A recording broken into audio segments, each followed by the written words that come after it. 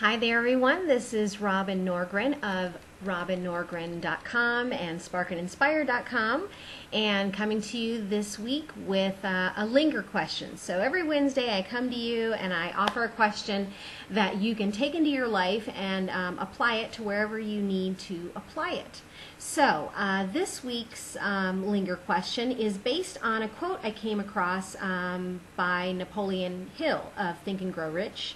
And the quote says, the starting point of all achievement is desire. If you're lacking in persistence, you need to build a stronger fire under your desire. So, what does that mean? Sometimes we get really gung-ho or passionate about something that we want to do.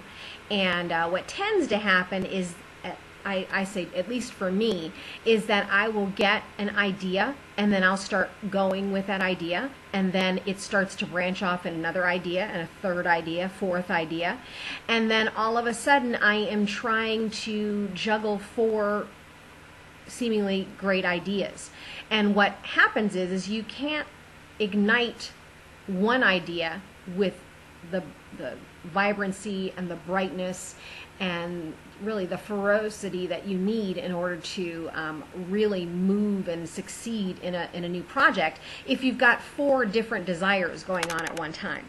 A perfect example is back in 2009, I started an Etsy shop where I sold crocheted items. So I sold scarves and beanies and wristbands and at the time, I was just getting into this idea of being a creative entrepreneur, and there's a lot of validity of starting where you are, and so I started where I felt really comfortable. I had learned crocheting as a child, and so that was kind of like my gateway in to figuring out how to be a creative entrepreneur, taking things that I'd learned in retail and bringing it forward, and also opening up a more creative heart, which is what I had kind of resolved to do at that time. So fast forward to over the last few years, where I had grown that business, actually was able to do that business while living in Germany with my husband, who is in the military, so we bounced back and forth quite a bit, figured out how to manage doing international shipping from that way and keep the business going that way, then coming back and living with friends for a while and still trying to run a business. I mean, there has been a lot of insanity in running that creative business. What I also found, though, is that as I started doing that business, I actually got more brave in doing different things, such as art journaling and mixed media and writing, and so at one point, by the middle to the end of 2012, I was doing all these different things and trying to do them well, and what was happening was I wasn't enjoying doing any of them, quite honestly, and I had to get really clear, and I had to pick one desire, and I had to kind of mourn the loss of other desires, and so I officially closed down my first business, Well Creations. Gosh, I want to say September 2012. And it was pretty big. I mean, I gave away the yarn. I donated all of the backpacks and the hats and the beanies and to my daughter's school for their fundraising festival, and I just called it done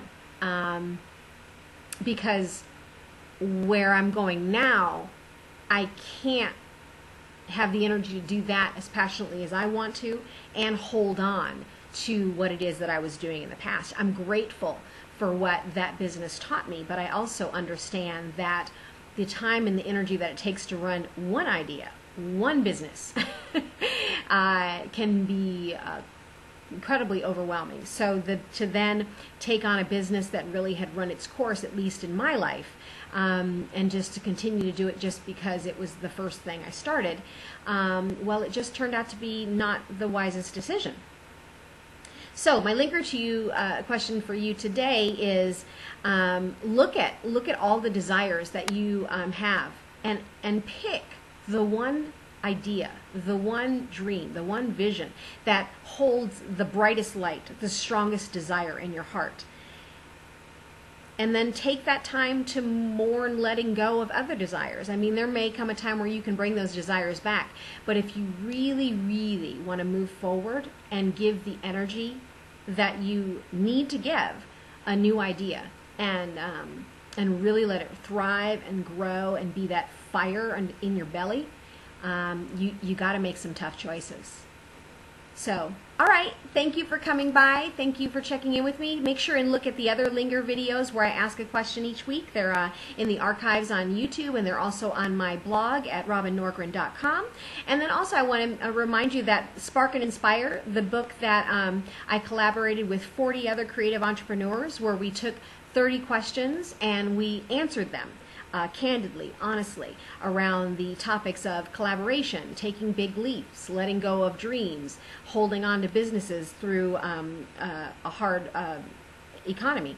All those things answered openly and honestly, and available to you as your own mentoring program. So I pray you would check it out, and I appreciate you coming by and hearing what I have to say, and have a good week, and enjoy this Linger question.